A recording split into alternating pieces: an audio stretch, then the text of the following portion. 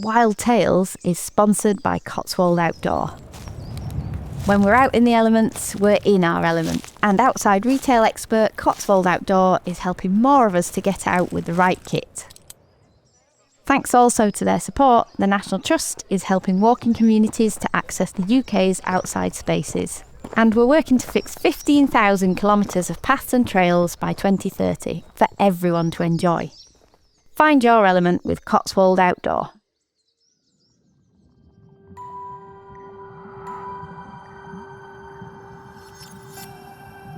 I have seen bioluminescence only once, and it was honestly the most magical thing that I have ever seen.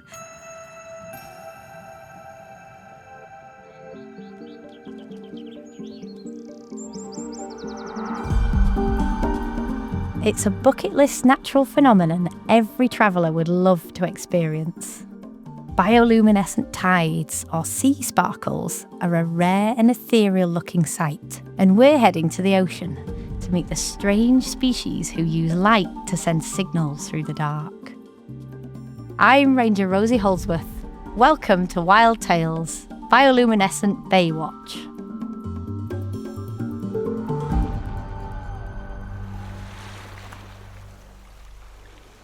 You might have seen the pictures on Instagram of lagoons of electric blues and greens. People on the shore at night splashing in waves that look lit up as if by magic. This natural phenomenon is called a bioluminescent tide. So, what causes the sea to light up in this eerie way? What's it like to experience it? And why is bioluminescence itself found in so many mysterious ocean creatures? To find out, we need to go down to the ocean where it's dark, at night or in deep, deep waters, where light shows up in the pitch black.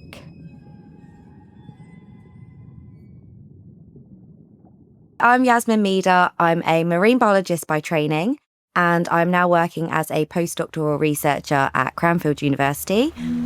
Dr. Yasmin Meeda, who goes by Yaz, is not your typical marine biologist. You might imagine people in Yaz's profession out in research boats, studying dolphins, turtles, fish, or other big fauna of the seas. But Yaz is interested in something different. She specialises in a branch of marine biology called microbiology. I deal with all the tiny hidden wonders of the ocean that nobody really thinks about. It's often overlooked.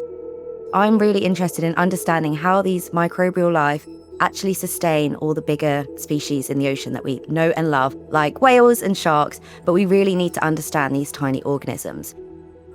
Yaz is usually found in her white coat in her lab, poring over the little guys. The weird and wonderful hidden microscopic organisms that don't get a lot of love, but they're essential for all ocean life. Yaz has another great passion: to make sure science is for everyone. I'm really trying to champion the fact that science should be accessible to absolutely everyone. Myself, I actually failed my A-levels when I was at school, and then suddenly I really had a passion for science, and I believe that you don't have to have straight A's to actually get through and become a scientist. Yaz's drive to open up science to more people led to her creating her Instagram account.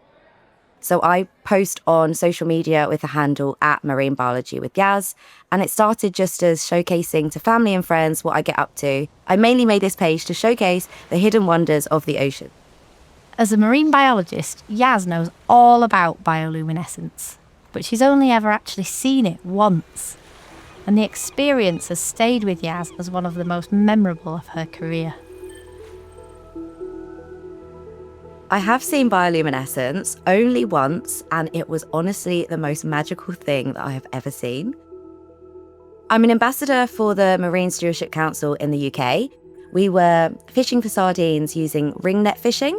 So this is a way to reduce bycatch, so you're only fishing for what you want. I was fortunate enough to go out on a sardine fishing boat in Newlyn in Cornwall, and I've never been on a fishing boat. And as a marine biologist, I'm always in the lab. I'm hardly ever out at sea. So this was a really new experience for me. So we set off at around 8 p.m. in the evening, and I was told it should be quite calm, it should be okay, but we're going out at night and we'll be back early hours of the morning. So there's me, never been even fishing before. And so I'm now on this fishing vessel that we're going out quite far into the ocean. And I'm like, wow, there's nothing around me. It's pitch black. I could see the stars. I could see the Milky Way. I've never even seen that so vivid because obviously with light pollution, you can't see it.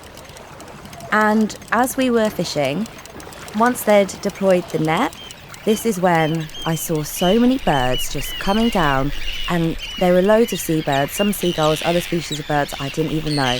And it was so loud, the noise was just immense. And then as I was looking at these birds, I could see that they had these specks or these sparkles of a greeny blue hue. And I was like, this looks interesting. And then one of the fishermen was like, it's the phosphorus. Phosphorus is a chemical element that can sometimes glow in the dark.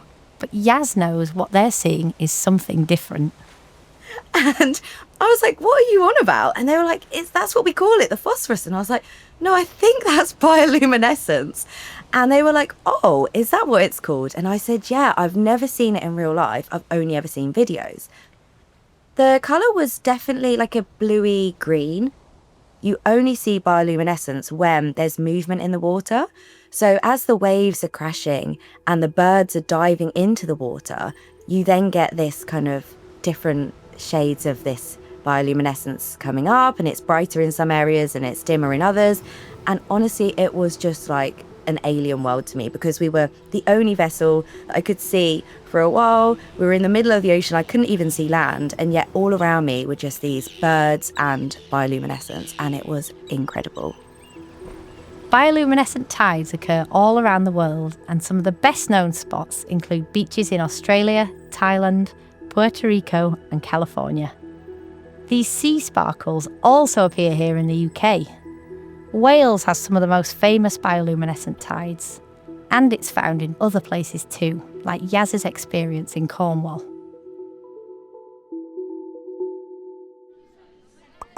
What you see in photos and videos can look a little different to with the naked eye, though no less magical to witness. But I think what people see on photos or on documentaries can be slightly over-exaggerated. This is a little bit similar to my experience with the Northern Lights. I think your camera can really overexpose the green hue. You could definitely see it. And it was more like almost a neon green. We know bioluminescent tides look magical, but what exactly is happening? Bioluminescence, when an organism lights up from inside its body through a chemical reaction, is found in nature in certain species. In the case of tides like those Yaz saw, these are caused by a type of algae called dinoflagellates. In these dinoflagellates, bioluminescent light is created when two chemicals, luciferin and luciferase, interact with oxygen. This chemical reaction is triggered when water containing the dinoflagellates is disturbed, like when waves crash on the shore or when birds dive into the sea to catch fish. Bioluminescence happens in loads of different organisms, but in the ocean it is typically from dinoflagellates, which are a group of phytoplankton. And they are microscopic, so you can't see them with the naked eye. You'd need a microscope to see them normally. But when they create this bioluminescence, you can see it as light. And that's because there are thousands of them. So collectively, you'll be able to see this light. Bioluminescent light isn't just found in these tiny dinoflagellates. It's found in lots of species, occasionally on land, but by far most widespread in the ocean. Fireflies are a really good example of bioluminescence. And so they cause bioluminescence within themselves, but I've never actually seen fireflies myself. The anglerfish that are found in the deep sea, I want to say ugly, but maybe that's unfair. They're the ones that if you've seen Finding Nemo, it's got the big light on the end of its head. And the bacteria that are within these anglerfish are responsible for the bioluminescence that you see. So that's how they can see in the dark when they're in the really deep sea.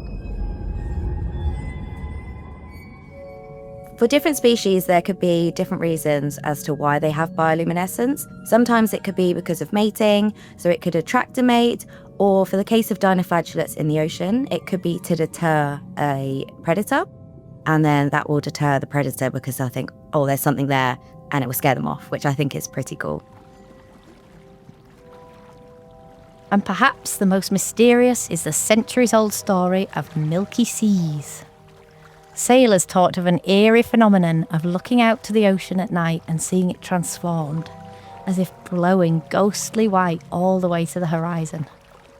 In the 1990s, scientists looking at satellite images finally confirmed these milky seas were a type of bioluminescence, this time caused by bacteria, and that the light could be seen all the way from space.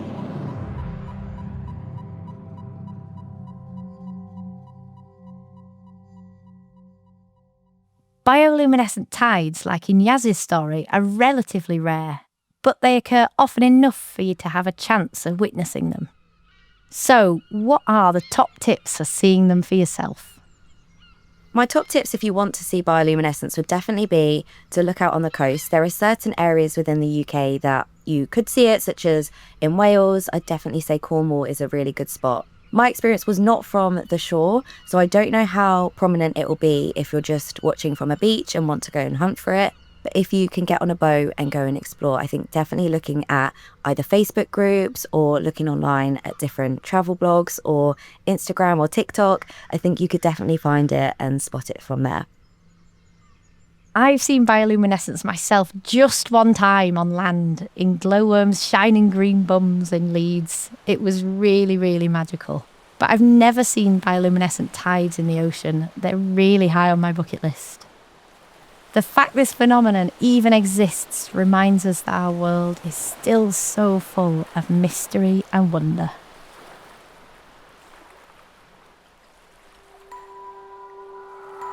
I think the fact that bioluminescence is really unique is something that I think is quite alien to the world.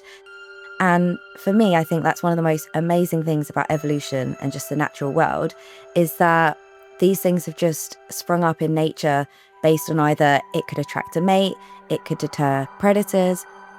And so I just think it's absolutely incredible that different organisms have such different traits that help them survive in our planet.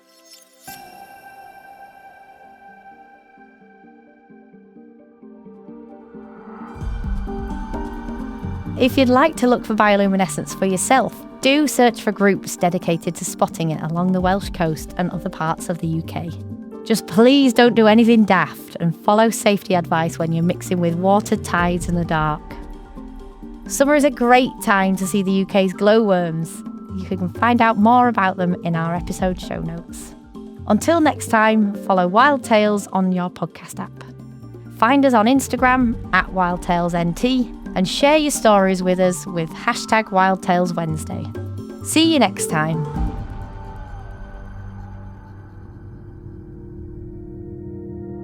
Wild Tales is sponsored by Cotswold Outdoor, your outside retailer and epic guides to adventure. Quick breathers, calming walks, or heart-pounding hikes, we feel better when we get out more. Find quality kit and 50 years of outdoor wisdom. Plus, National Trust supporters get 15% off walking kit in-store and online. Feel in your element, in the elements at cotswoldoutdoor.com.